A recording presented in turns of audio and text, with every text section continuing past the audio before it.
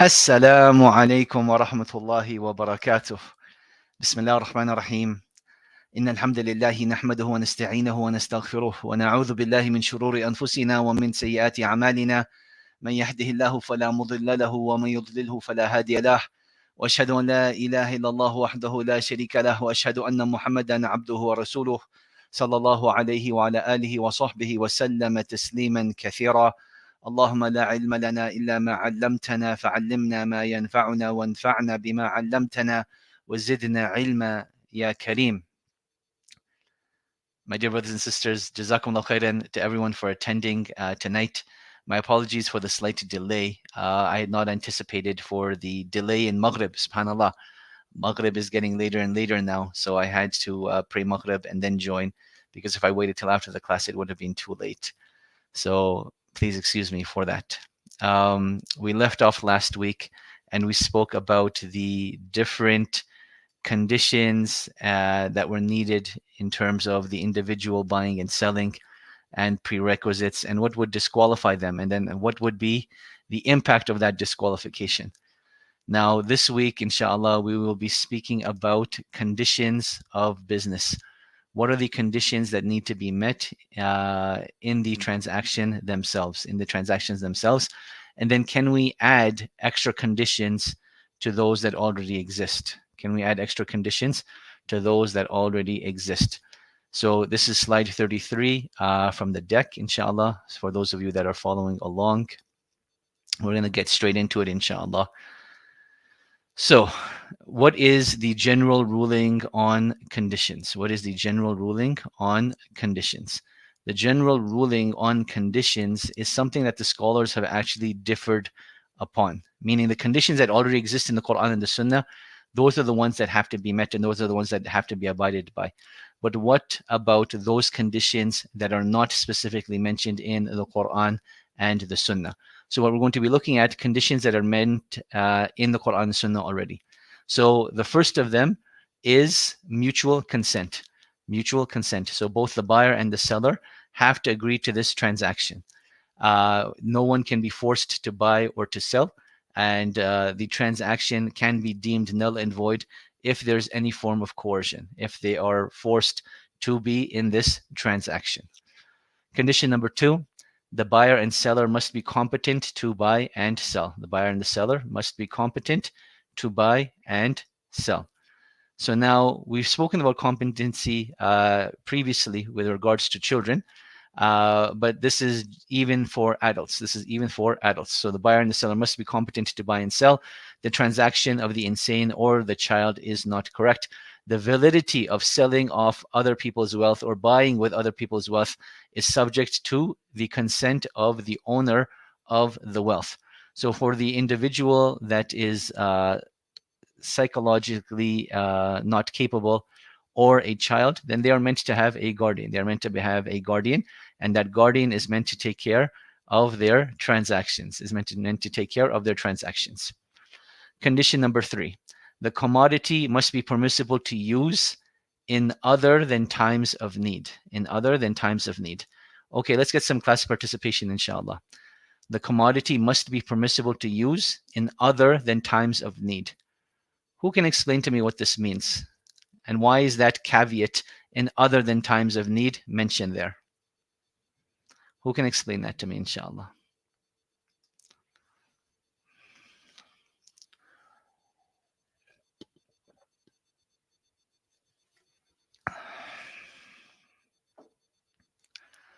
While you guys are answering, I'll respond to salams. So we have Malaika, we have Sukhna, we have Hafsa, we have Elena, we have Shazia, we have my boy Nabil, we have Maria, we have Misbah, we have Hanifa, we have Sunaina, we have Tas, we have, I'm assuming, Muhammad Uwais, we have Ahmed Khan. Oh, actually, now these are people responding. So, wa alaikum assalam wa rahmatullahi wa barakatuh to all of you. In times of need, the haram can become halal, and the product should be halal, not haram like drugs. Things that may be halal only during dire need, otherwise haram. Is it speaking on halal? In times of need, certain impermissible things become permissible. in times of actually, I'm really sorry, folks. I need to take this call. Please excuse me.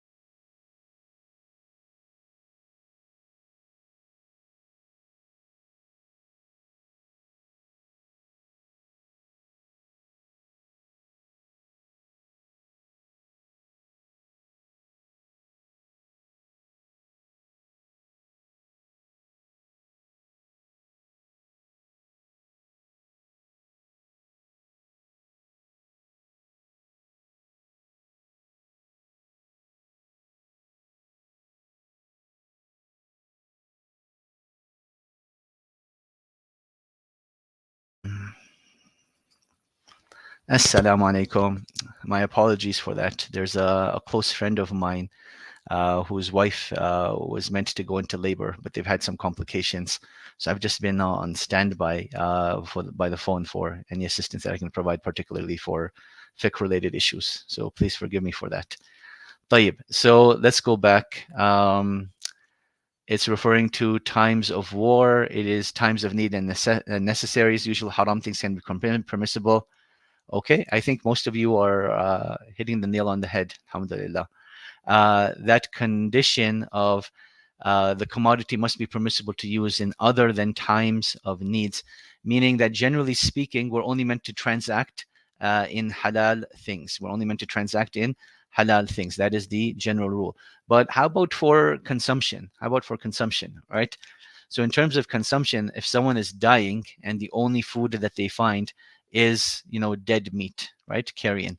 So Islamically speaking, they're allowed to eat from that dead meat enough that would keep them alive, enough that would keep them alive.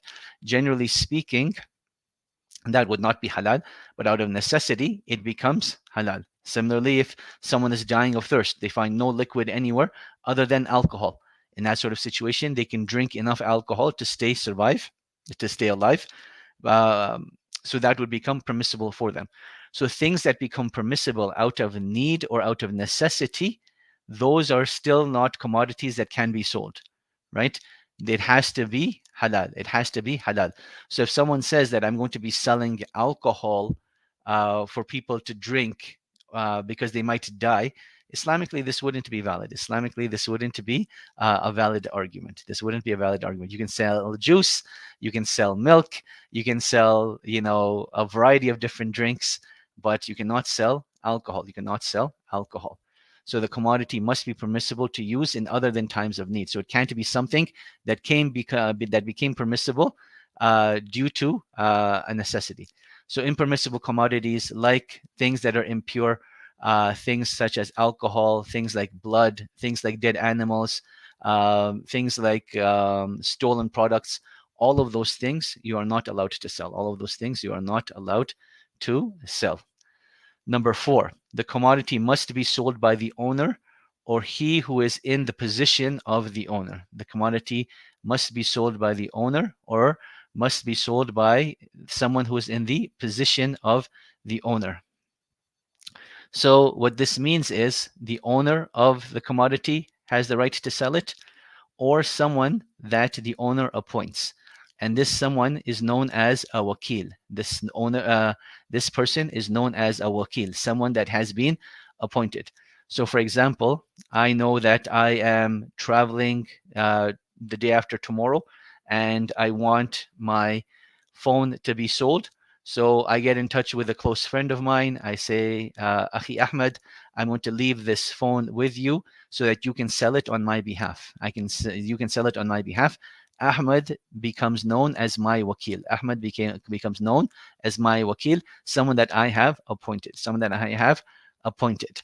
Now, for all of you North American folks, there is a legal term that is used when you appoint someone to transact on your behalf. There's a legal term that is used when you use someone to transact on your behalf in relation to financial decisions. Who knows what that legal term is? Who knows what the legal term is? And all of the questions you guys are asking, inshallah, I will answer at the end of the session. All the questions you guys are asking. Ahsant, Muhammad Tahir Patel. Well done. Power of attorney. Power of attorney. So power of attorney is actually a legal document that can be related to time or related to the situation. And I think this is very, very important to understand, particularly if you have elderly parents or if you have family members with health conditions, then it's very important to understand what a power of attorney does. So the two types of power of attorneys are, number one, related to time. So it can come into effect today, but will end 1 year from now, right? So it is a limited power of attorney for the duration of 1 year. In the duration of this 1 year, the person that you appoint can do business transactions or financial transactions that you may need or require. So they will have access to your bank accounts. They will have access to, the bills that you need to pay. If you have investments, they can buy and sell your investments. They can purchase a house on your behalf. They can sell your house on your behalf. All of this can be done by the power of attorney. This is known as a limited power of attorney. Then you have an enduring power of attorney. Then you have an enduring power of attorney. An enduring power of attorney is not related to time, but it's related to situation. That this enduring power of attorney will be valid even if, may Allah subhanahu wa ta'ala protect and bless all of you, if you were to go into a coma, or if you were to be in a state where you can psychologically no longer make decisions for yourself. That power of attorney will last even through that situation. That power of attorney will last even through that situation. So that is what an enduring power of attorney is. Now, why is this important? Particularly with elderly parents. Again, may Allah subhanahu wa ta'ala protect and bless you and your family members and your parents in particular. Allahumma ameen. In the situation that something happens to them, where your father is the owner of the house, all the bank accounts are in his name, all the bills get paid by him, but he's in a severe accident and he doesn't have the ability to go to the bank, doesn't have the ability to sign off on different documents. This one enduring power of attorney will allow you to do everything that he needs to do that you can do on his behalf. Same thing for your mother as well. Same thing for your mother as well. So those that you have elderly parents or sick relatives, then this is something for you to look forward to, inshallah ta'ala. طيب. So that is number 4. Number 5. The owner must be able to hand over the commodity to the buyer. The owner must be able to hand over the commodity to the buyer. It is not permissible to sell, for example, this, let's just say this phone that you have not bought yet. So for example, you say, I will sell you an iPhone 15, with such and such description, but you haven't bought it yet. You do not own it yet, nor have you had the conversation of you buying it yet. So Islamically, this is not a permissible transaction because you do not have ownership, nor do you have a way of getting that. You would just be a regular buyer that would have to go to the Apple store or go to another vendor and buy it from them. And then you would sell it. So you must be able to hand over the commodity to the buyer. You must be able to hand over the commodity to the buyer or give them ownership of it. And then last but not least, the commodity must be well determined by sight or by description. The commodity must be well determined by sight or by description, right? So either you should be able to see the item that you are buying, or you should get a very specific description of the item. Bismillah. Or you should get a very specific description of the item. So these are the general conditions that are mentioned in the Quran and the Sunnah that need to be abided by. So I'm going to quickly go through some of your questions over here. So we have, okay, so Raid is saying Salat al-Maghrib. Yalla, go pray Salat al-Maghrib, go ahead.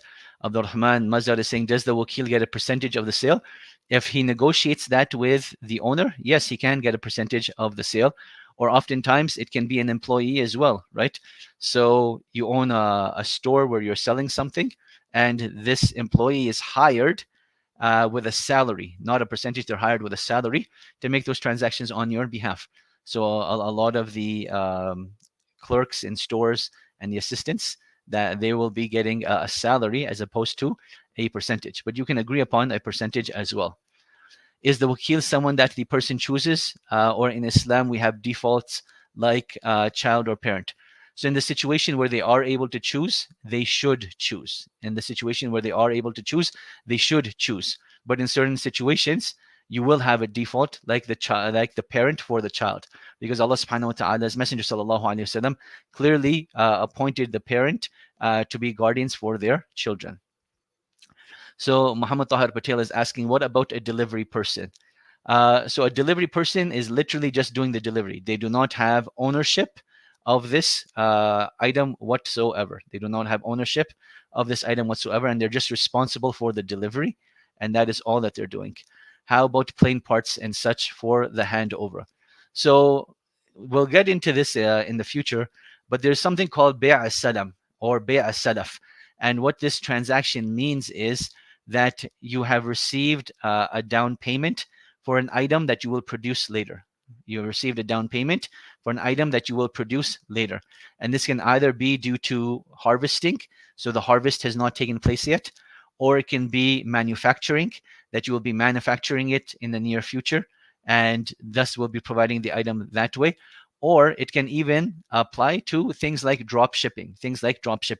So things like drop shipping, you may not have ownership of the item directly, but you have had a contract within a manufacturer already that has agreed to sell you these items at a set price. They're storing it on your behalf, and then they will ship it on your behalf as well.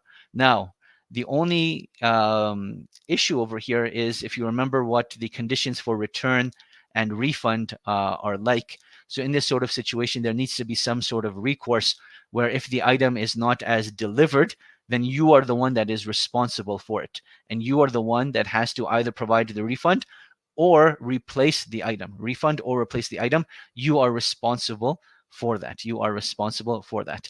Does this apply to houses you are paying mortgages for? Can you rent out the house to tenants? Yes, you can rent out your house to tenants, even though you may have a mortgage, and we'll be speaking about mortgages in a future session. Is drop shipping allowed? Drop shipping is allowed with conditions that you already have a contract in place with a seller or manufacturer. And then on top of that, you provide recourse to your clients that you will take care of any liability, which is either the replacement or the refund. So it would be allowed with those conditions. Bi'idhnillahi ta'ala. So now let's move on to the next section. Which is, these are the conditions that we find in the Quran and the Sunnah. Can we add conditions that are not found in the Quran and the Sunnah? Can we add conditions that are not found in the Quran and the Sunnah?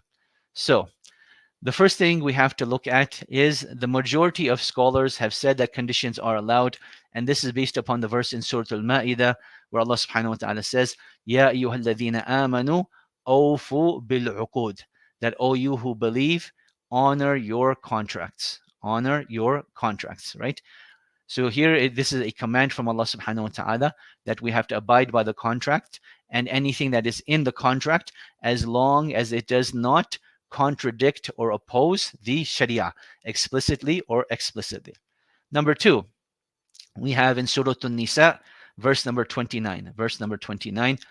O you who believe, Ya ayyuhalladhina amanu, la ta'kulu amwalakum baynakum bil batil, illa an takuna tijaratan an taradin minkum. O you who believe, do not eat your wealth amongst yourselves in falsehood, except by way of business based on mutual consent.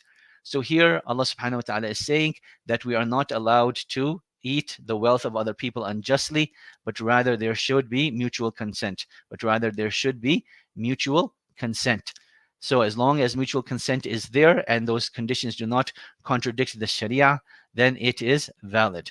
Now, as far as conditions in contracts are concerned, the vast majority of scholars of Islam only allow those conditions that are directly from the Quran and the Sunnah or derived from them by way of ijtihad, meaning you make qiyas on those conditions that already exist. On the other hand, the Hanbali scholars and some of the Maliki scholars are of the opinion that all conditions in contracts are permissible as long as they do not go against the Sharia. And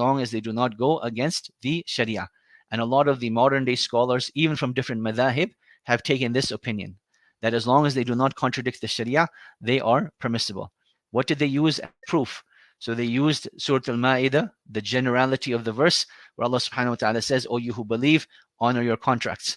From the Sunnah, the Prophet sallallahu alaihi wasallam, he tells us in Abu Dawood, Al-Muslimuna ala shurutihim illa shartan ahalla haraman aw harram halalan, that the Muslims are upon their conditions, except a condition that makes a prohibited permissible or a permissible prohibited. So this is a very explicit hadith.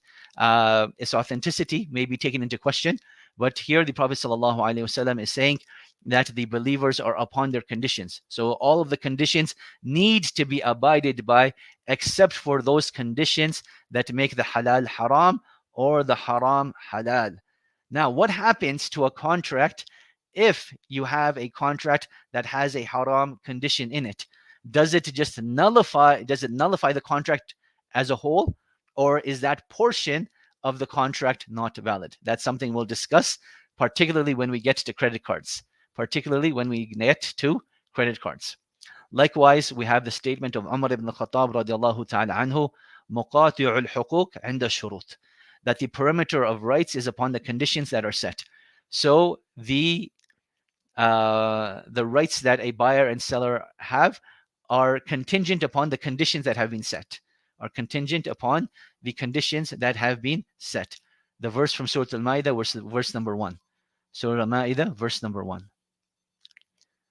Okay, so now, with all of that having been said, we now understand that we can bring in external conditions. So what we're going to be looking at is permissible conditions. Bismillah.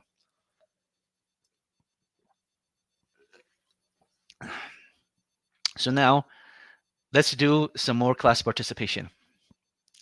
Imagine you are going to go rent a car. Okay? And the company that is going to rent you the car says that you can do whatever you want with this car, but you're not allowed driving it. Is this condition permissible or not?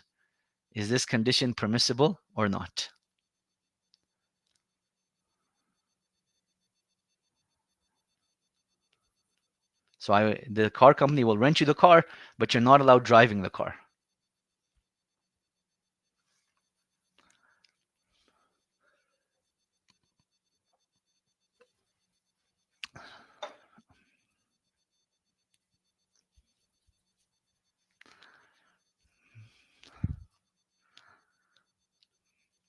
Okay, so it seems everyone is saying no. But now I want you to give me an explanation. Why is it not allowed? Oh,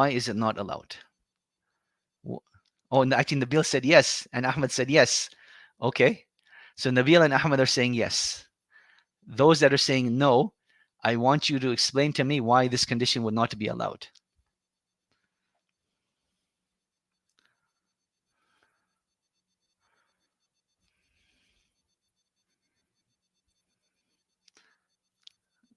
Because there's no benefit? Yes, because it fulfills all 6 conditions.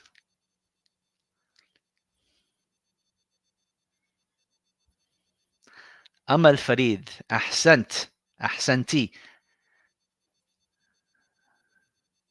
Excellent. Hey, Abdullah, excellent. So those people that said no and explained that it defeats the purpose of the rental, it defeats the purpose of the car, that the car's primary function is to be driven around. And if you can't drive it around, then what is the purpose of the rental, right? So if the renter is not allowing you to use the utility of the car, and that is what renting actually entails, then it is not allowed. That condition is not allowed. Okay, so let me explain it to you. When you're actually renting, what you're doing is you're using the utility of the commodity. Without actually taking ownership.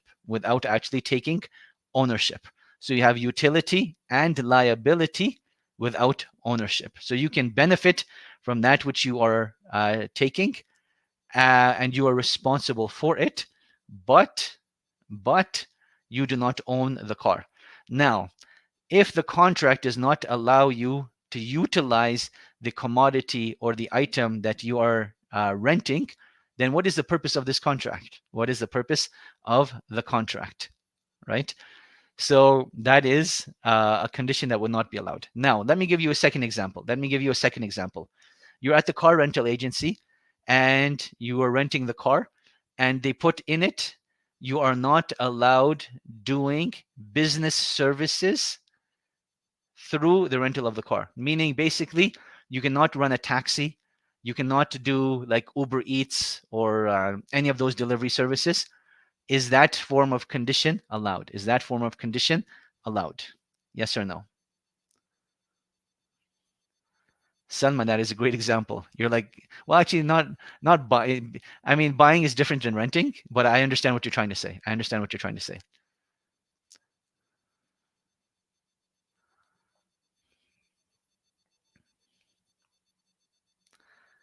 Excellent. Good job. Good job. Jazakumullah khairan. Yes, such a condition would be allowed because you're still allowed to utilize the car, but you're just not going to be able to do business transactions to it. You're not going to be able to do business transactions through it. You can't run a taxi, you can't run Uber, you can't do Uber Eats, you can't do DoorDash, any of those delivery services. So those are some questions to pay attention to. Now, what are permissible conditions? Firstly, and I will change the slide. Actually, no, the slide is on the right section.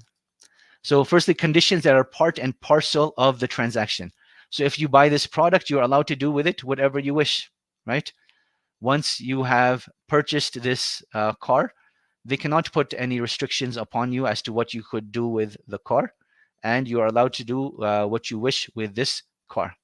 Then you have conditions that are meant to enhance and empower the transaction, right? Conditions that are meant to enhance and empower the transaction, right? So for example, I will sell you this car for $10,000 in installments as long as you provide a guarantor will pay me in case you default, right? So we have two people over here. We have Abdullah and we have Ahmed. Abdullah wants to buy a car, but he doesn't have $10,000 in cash to pay for that car.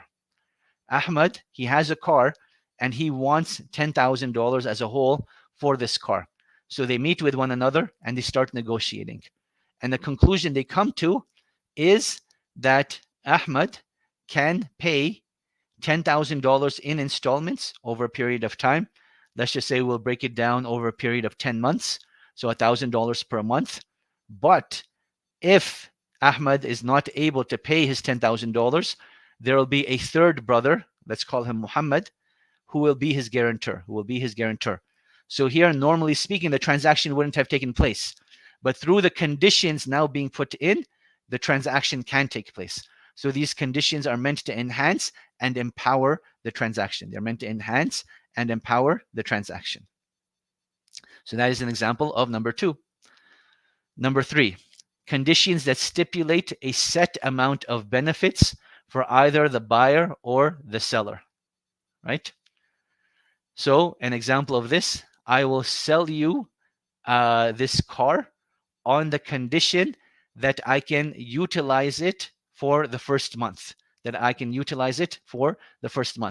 So Ahmed and Abdullah, they're coming to this agreement, and their agreement is that the car will be sold to Ahmed for a price that they agree upon, and a condition that is put is that Abdullah still gets to use the car for 1 month while Ahmed owns it. So this is a condition that stipulates a set amount of benefit for either the buyer or the seller.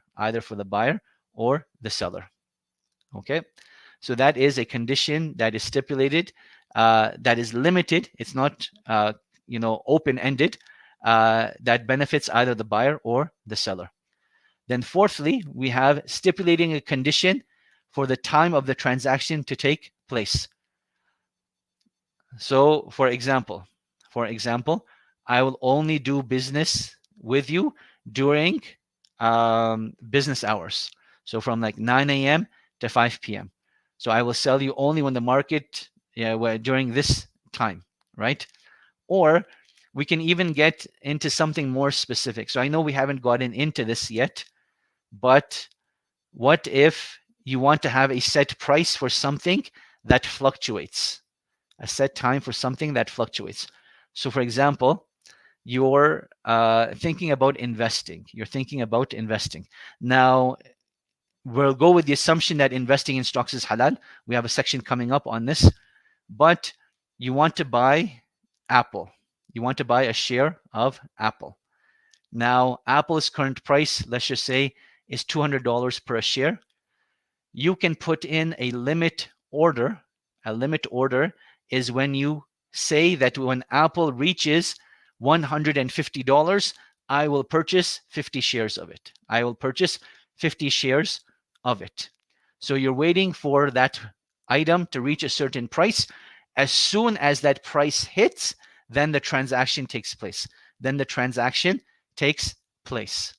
So it's almost like an auction, but only with one individual involved and the item being available.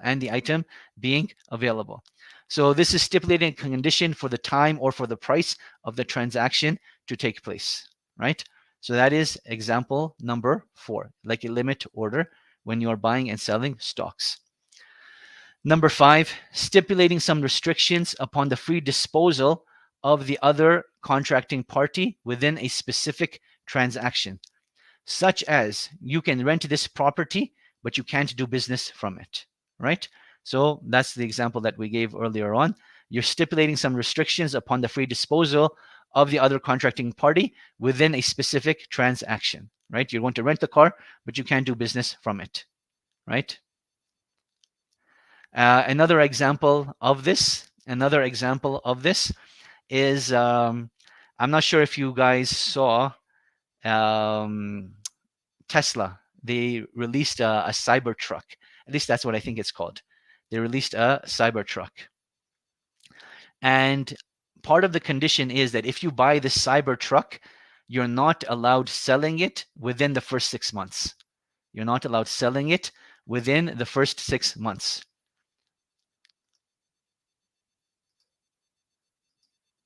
Oops, actually point number 5 got cut off. Mona, Jazakallah khair. It's not about the next slide. Point number 5 actually got cut off. So Jazakallah khair for pointing that out. So can you please write this down? The 5th condition is stipulating some restrictions, and I'll actually type this in so you guys can make note of it, inshallah. Stipulating some restrictions. Number 5, stipulating some restrictions.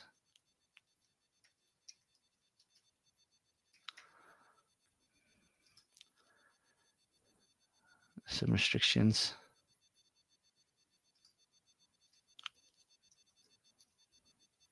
upon the free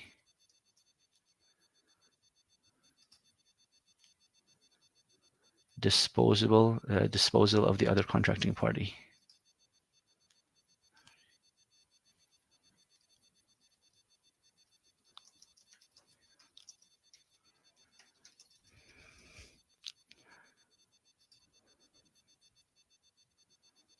Within a specific transaction.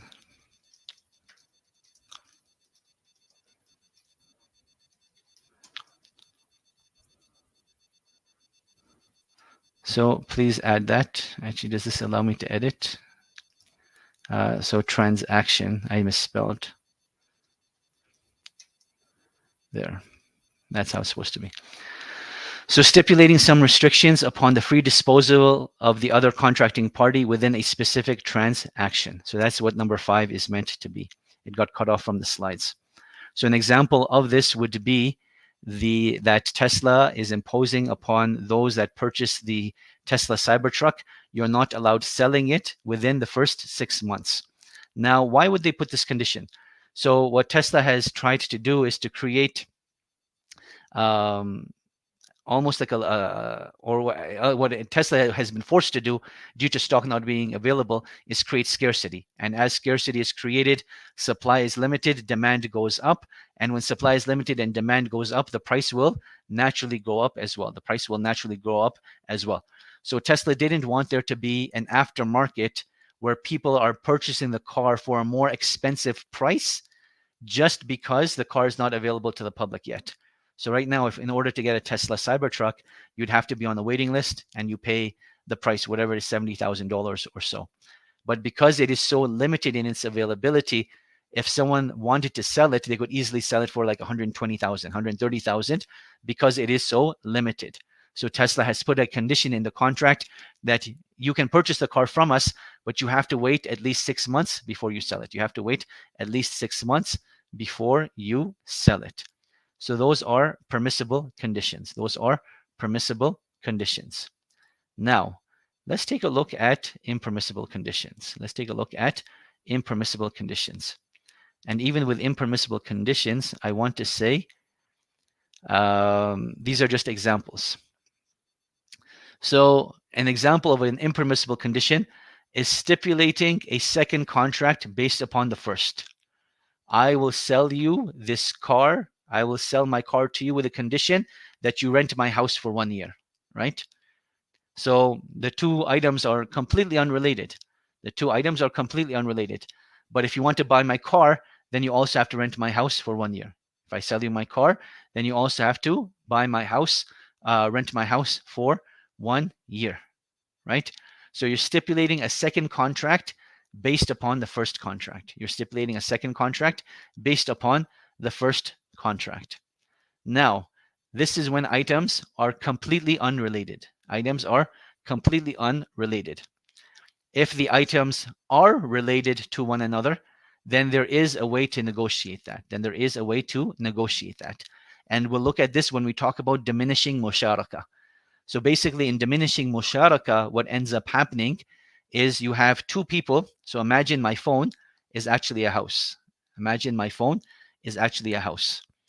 Nabil and I, we go and we purchase this house for $100,000.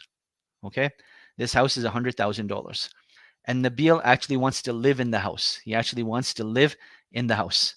So I come to an agreement with Nabil, and I tell him that you own 50% and I own 50%. So in terms of utility, the 50% that you own, you don't have to pay yourself obviously. But in terms of utilizing my 50%, then I will be charging you rent for that 50%. So for example, let's just say we come up with a fair market value of $1,000 per a month. So out of that $1,000 rent per month, Nabil's share is $500. My share is $500. So Nabil would be paying me $500 to rent this house. Then there's a secondary condition that Nabil, if you want to purchase percentage points from the ownership of the house, then each percentage point is also $1,000. So they purchase the house for $100,000, meaning that each percentage point is $1,000. So 1,000 times 100 comes out to 100,000. So whenever you like, you can purchase those percentage points from me. So let's just say a few months down the line, Nabil gives me $25,000 and says, Navaid, here's $25,000. I now own 75% of the house and you own 25% of the house. Now, what does that do to the rental agreement? The rental agreement will be as such that because Nabil owns 75% of the house, he only has to pay rent on 25% of the house, which is $250. So when items are unrelated, it becomes impermissible. But when items are related, there is a way to make it permissible. And what the Sharia is trying to do over here is just prevent abuse, right? At certain times you will have people that need something, and if you were to overcharge for an item, the abuse can clearly be seen, right? That, okay, I have an apartment for rent. Its normal rental price is $2,000, but I know that you desperately need it. But legally, I can't charge you, $10,000 to rent it. So, I mean, Islamically, I can't charge you $10,000 to rent it because I know that would be a form of oppression. But you know what? I have this car that I will sell to you for $25,000, right? And that way I make extra money off of you and taking advantage of your situation. So that's what the Sharia is trying to do over here, is prevent that form of abuse. Then a second type of impermissible condition is stipulating conditions that go against the purpose of the transaction. And this goes into, can you rent a car but you're not allowed to drive it, right? Can you rent a car, but you're not allowed to drive it? So that would be an example that you're not allowed to benefit from the utility of the car. That is its primary function. That is its primary functions. Okay, so now I'm going to give you another example, and I want you to tell me what the ruling on this is. So we have Ahmed and we have Abdullah. Abdullah is hiring Ahmed that I want you to design a website for me by March 1st for $1,000. Okay, I want you to design a website for me by March 1st for $1,000. If you do not deliver on March 1st, then I will only pay you $800. So meaning if you're late even a day or any time after than that, I will only pay you $800. Is this example allowed?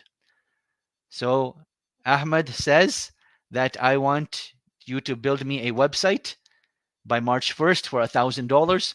If you don't deliver on March 1st, I will only pay you $800. Is this allowed or not? Okay, so I have your answers coming in.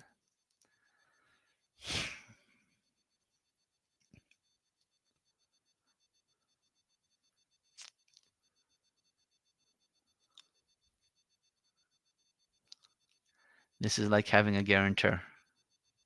Okay.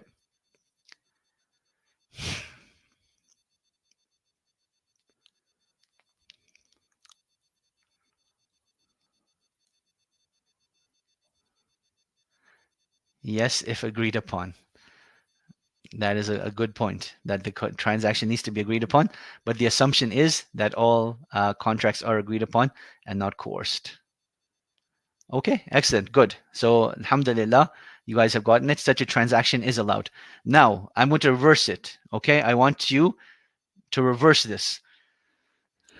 What's going to happen over here now is Ahmed, who is the graphic designer, who is the website designer, he says, Abdullah, either if you don't pay me by March 1st, then the $1,000 becomes $1,200, right? So if you pay me by March 1st, it will be $1,000. But if you're late even one day, then it'll jump to $1,200. Is something like that allowed? What do you think?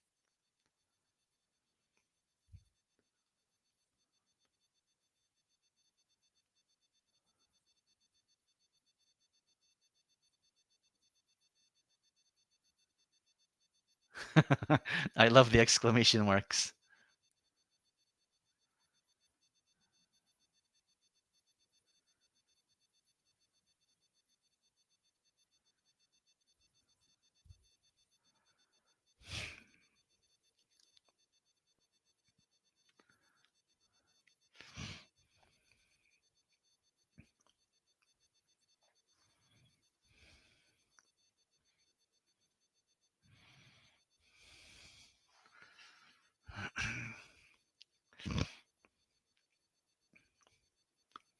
Okay, so we have mixed answers this time. Some people saying yes, some people saying no, some people saying if it's agreed upon, some people saying that late fees are allowed.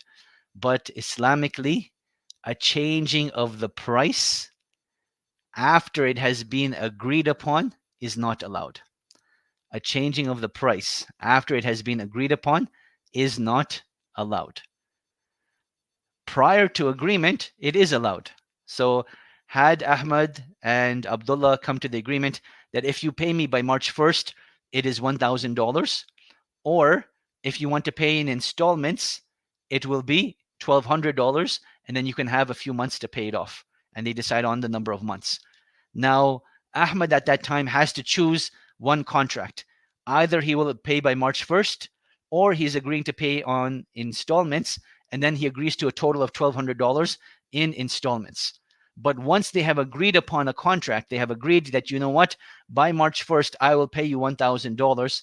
Even if Ahmed is late in paying, sorry, even if Abdullah is late in paying Ahmad, then he is not allowed to charge him more than the agreed upon amount. He's not allowed to charge him more than the agreed upon amount, because this was a debt of financial, currency, and there cannot be an increment in it. There cannot be an increment in it. That would not be allowed.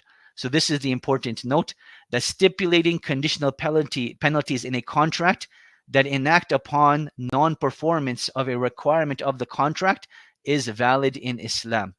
This is based upon the fact that such conditions are from the benefit of the contract and prevent the parties from fooling around with their obligations, So example, in a web design contract, the customer can stipulate that if the website is not finished in a set amount of time, then the customer is only obliged to pay 80% of the amount, Such penal conditions are generally from the customer to the seller. If the seller is accepting money for his products or services, then it is not allowed for him to stipulate such penal conditions upon the buyer, as it may be riba. An example, it would not be permissible for the seller to say that if the customer does not pay within the set date, then he must pay 10% more. Right? So something like that would not be allowed.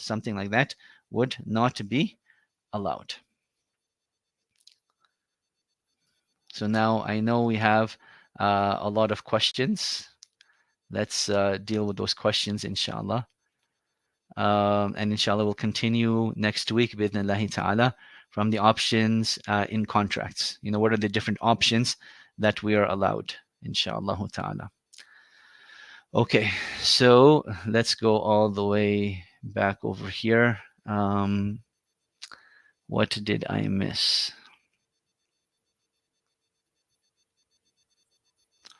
How about implicit conditions that are not expressed in a contract? So if they are known by necessity and socially known, then those conditions have to be abided by, right? But if someone is new to the country, you can't take advantage of their ignorance on this matter, right? So those conditions do have to be abided by, as long as they don't contradict the Sharia. So this was the question over here. How about implicit conditions that are not expressed in the contract? If they are known by necessity socially, then they should be abided by. And this does not allow you to take advantage of someone that is new to the country or new to the culture. And they should be educated and given leeway. However, even though it is not explicitly stated, and if it is known by default, then yes, it should be abided by. Okay.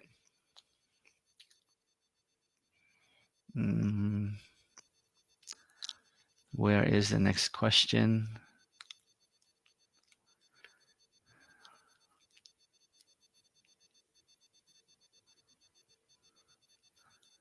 Okay, so Muna Adham is saying it can be used for a background in photos. Not all cars need to be driven.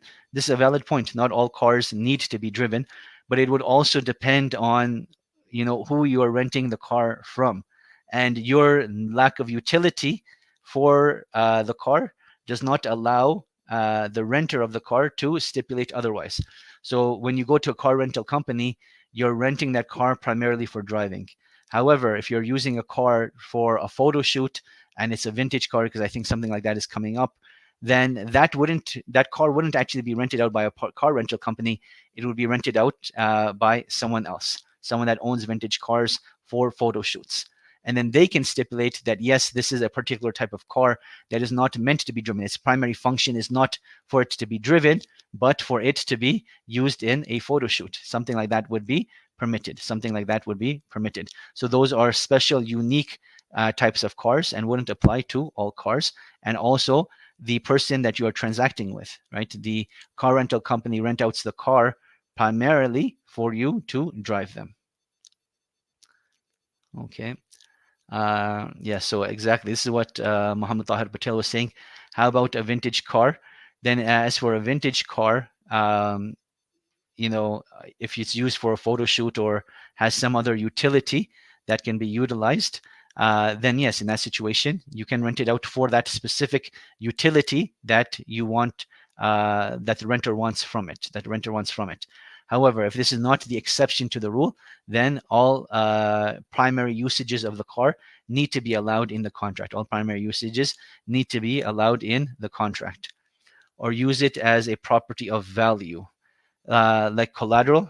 You could use it as collateral, but I think that is a digression from what we are talking about. Um,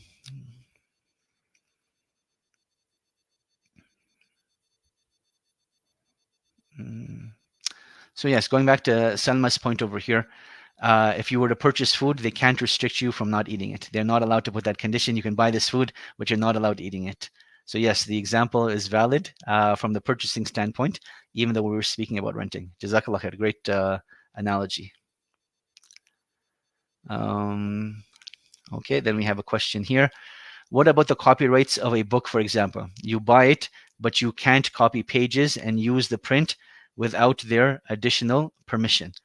So if you know this into purchasing the book, then yes, you have to abide by this contract, and there's no way out of it. There's no way out of it. The only discussion that I've seen on contracts with regards to copyrights is on Islamic knowledge. Can you put a copyright on Islamic knowledge? And this is where the scholars differed. So you'd have some scholars that said that there is no copyright on Islamic knowledge and it is meant to be distributed. And thus, a person is doing no wrong if he copies and shares with others. And then other scholars have said that, yes, while it is factually true, there is no copyright on Islamic knowledge, the way it is delivered, the way it is presented, that is, it is possible to get that copyrighted. And that should not be, therefore, it should not be transgressed against, and it should not be violated. Another thing to look at is, will this copyright infringe on the financial rights of someone else? So if this is a source of income for someone else that you're taking away from them, then this is something that should not be done. This is something that should not be done. Okay, then we have Nabil. What about things like sharing a subscription account, streaming services, or delivery services? So this is something that, it happens regularly. And I think, if you speak about real examples, something like Netflix, it has a very clear condition that you should not share usernames or passwords, So legally, it is illegal to do something like that. Will you be prosecuted? I don't know. Now, Islamically, if you agree to this contract, you shouldn't break the conditions, right? Allah subhanahu wa ta'ala says, Ya ayyuhalladhina amanu awfu bil uqud. That all you who believe, abide by the contracts. Now, are there ways of circumventing these conditions Islamically? Yes, there are, but that is beyond the scope of this class. Inshallah, Nabila, when we meet in person, bring it up and I'll tell you at that time, inshallah. Is leasing a car allowed? Yes, leasing a car is allowed and is not prohibited. But what you want to make sure is that if there is a creditor involved, then the creditor lends you the money at 0%. If there is a creditor involved, then the creditor is lending you the money at 0%. If the contract is just between the buyer and the seller, then even if there's a percentage mentioned, this would not be considered interest. And Allah subhanahu wa ta'ala knows best. So that was this question. So then we have Safiya that is asking, Abdullah has a house and Ahmed wants to buy it through rent to buy kind of transaction. Is that allowed? Yes, rent to own transaction is very similar to diminishing Musharaka. And we'll speak about this in detail when we come to that section, inshallah. But the general rule is that all rights and obligations need to be fulfilled by both parties. So Ahmed is responsible for payment, but Abdullah is not absolved of liability. So if there's damage to the house, or if there's repairs needed to the house, or improvements that are needed to the house, then they have to share based upon the percentage of ownership. And that is something we'll discuss in detail, inshallah ta'ala, when we talk about that. What would be the penalty be if one did sell it in the first 6 months? This is speaking about Tesla.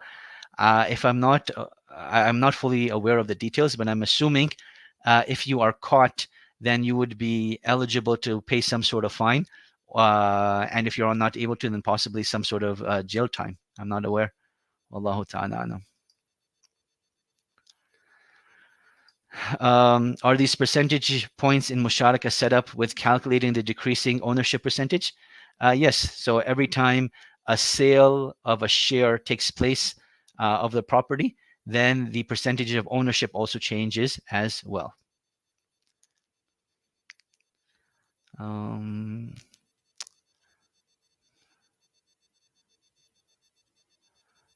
Okay. So how do we deal with late fees that we get from certain transactions? While it is tedious and laborious, calling them up and asking them to waive it. And, this is something I've seen in libraries, something that I've seen, if you remember back in the day, if you used to rent movies from like Blockbuster or something like that, you try to haggle with them and you negotiate with them that, look, it was a mistake. Can you please, let me off the hook this time? And as long as you have a clean record, usually they'll do so. But I want to share something else with you related to this very point. I know brothers and sisters, subhanAllah, may Allah subhanahu wa ta'ala make it easy for all of us, that they get into large amounts of credit card debt. And to the degree they know that they can no longer pay this off. So if you actually call up and then eventually what ends up happening, it goes to a debt collector. Because these credit cards aren't going to chase you up anymore. So with the debt collector, you can actually come to a negotiation. So your debt may actually be for like $35,000. And with the debt collector, you tell them that, look, I can't afford this $35,000. But if you're willing to waive, the interest, I'm willing to pay the capital, which was, let's just say, like $8,000. And then at that time, they may accept the $8,000. And I've seen this many, many times with debt collection agencies, whether alive or with the deceased. So I've dealt with cases in the past. Someone passed away. They had debt that they owed. And because the deceased is no longer going to be able to pay, you come to a negotiation that I'll pay on behalf of the deceased, but pardon their debt for them at a reduced price. So it's all about negotiation. But other than that, try your best not to incur any late fees.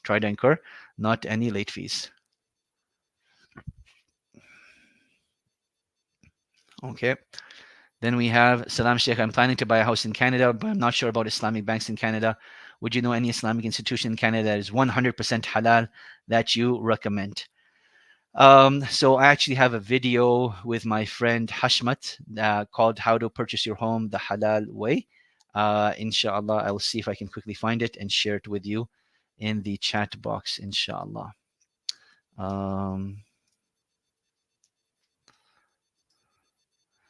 Bismillah.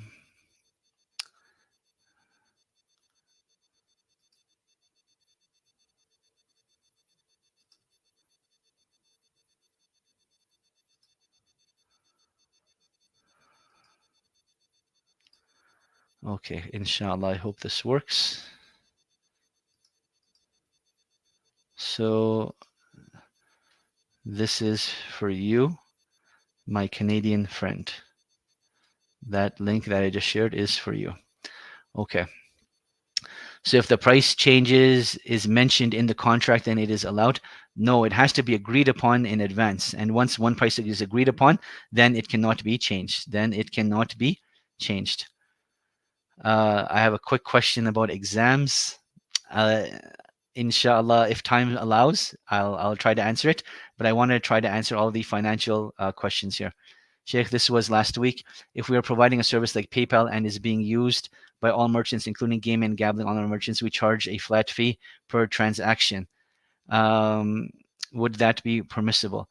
So as Taha, I remember you asking this question last week, and I asked you to share a link for me so that I can read up more upon it. If you're facilitating haram, then that is something that you should not do. If you're facilitating haram, then that is something that you should not do. So being a payment processor is not a problem. But becoming a payment processor for pornographic websites or gambling websites and things of that nature, then that would not be allowed. That would not be allowed. Wallahu alam. So if we hire someone to do our website and they deliver late, we can't charge more unless it is agreed upon from the beginning. How do we ensure timely delivery? How do we ensure timely delivery? So this condition is allowed from the buyer, but not from the seller, right? If that makes sense. So you are hiring someone to design a website for you. You can tell them that delivery date is March 15th. If you deliver after March 15th, I will only pay you this amount. So the condition is allowed from the buyer, but not from the seller, right? So the buyer has the right to make this condition to make sure that the seller does their job properly and does their job diligently. Whereas if the seller was to put this condition, and this is the person that is providing the cash or the payment, then that becomes interest. That becomes interest. So here, this is a service that is being affected and not the money. Whereas in the case of the seller, it is the money that is being affected and not the service. Is life insurance permissible?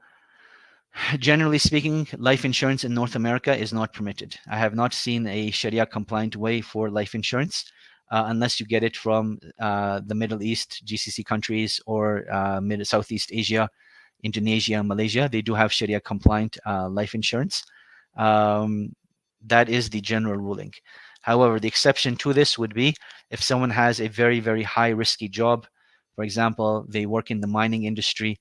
There's a high chance that they could be disabled or could be killed. Then we say that reach out to your local imam and your local sheikh and see if you are eligible for it. I know in the past, Amja has given fatwa to certain individuals that have very risky jobs that life insurance is allowed in their situation. Our friend Ra'id is saying, a family member referred me to a person that does construction after the job was done. I found out that my family off the job without knowing. Is that allowed? I'm sorry, Ra'id, I don't understand the question. If you can please explain further. Jazakumullah khairan. Most in the US are invested in things that incur interest, like banks or some organizations. So I too am not sure if permanent life insurance is permissible. So like I said, the general ruling is that life insurance in North America is not permitted. That is the general ruling. If you feel you have a special circumstance, speak to your local imam and sheikh and they can let you know. Is a late fee okay for an institution? Not in the way of financial compensation. Not in the way of financial compensation. Is a credit card halal? We'll discuss this later on in the future, but a credit card is halal with conditions. It is permitted with conditions. Is working for PayPal and banks considered haram? In my personal opinion, working for conventional banks would be haram. Working for conventional banks would be haram. That would not be allowed. As for working for PayPal, I cannot give you a specific ruling because I'm not fully aware of what their sources of income are and how they fully function. But I know that banks, conventional banks that we know of, like JP Morgan and Chase and stuff like that, their fundamental business is based upon interest. Their fundamental business is based upon interest and will not be allowed. Will we be going over companies in working for companies in this class? We will not be going into specifics. We will not be going into specifics. Oh, a family member made a percentage without me knowing. So, generally speaking, as long as they didn't take the money from you directly, they're not required to tell you. So this is sort of like a referral fee with the company. So the construction company says, if you bring me a client, I will pay you X amount of money, right? So if that was the case where they were dealing directly with the construction company, then this contract is permitted and they're not required to tell you. They're not required to tell you. However, if they're saying that the deal is $100,000, but in reality it was only $98,000, and they paid the construction $98,000, and they kept $2,000 for themselves, then something like that would not be permitted. Something like that would not be permitted. Taha, reach out to. So generally speaking, I don't do personal questions, but because it's an Islamic finance class, and I can understand sometimes there are personal situations, reach out to the admin. I don't know what her email address is, but when you registered for this class, there was an admin that emailed you. Email her, and she'll put you in touch with me. She'll put you in touch with me, inshallah. Taib. Folks, last question. If your company gives us a benefit to life insurance that we don't pay anything, is it allowed? So this is a package that they're giving you for free, that you're not paying anything for. And then Islamically, something like this would be permitted based upon the condition or based upon the principle that we are allowed things in secondary matters, that which we are not allowed in primary matters, right? That which we are not allowed in primary matters. And Allah subhanahu wa ta'ala knows best. Will there be a study guide for the exams? Just the typed out notes that you guys should be receiving, and these slides. That is the guide that you will be getting for your exams, inshallah. Okay, my dear brothers and sisters, Jazakumullah khairan for your attendance. Thank you so much. May Allah subhanahu wa ta'ala bless and protect all of you and make things easy for all of us, and make our knowledge a proof for us and not a proof against us. Allahumma ameen. سبحانك اللهم بحمدك أشهد أن لا إله إلا أنت أستغفرك وأتوب إليك والسلام عليكم ورحمة الله وبركاته.